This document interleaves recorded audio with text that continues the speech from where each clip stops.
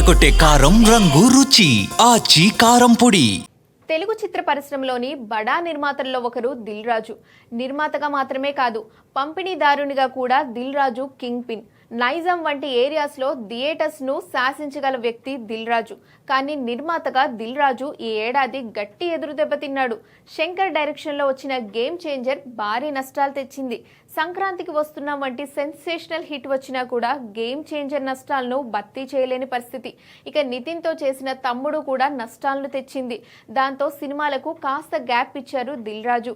ఈ గ్యాప్లోనే మంచి కథలను సెట్ చేస్తూ క్రేజీ కాంబోని సెట్ చేసి సాలిడ్ కంబ్యాక్ ఇవ్వాలని భావిస్తున్నాడు.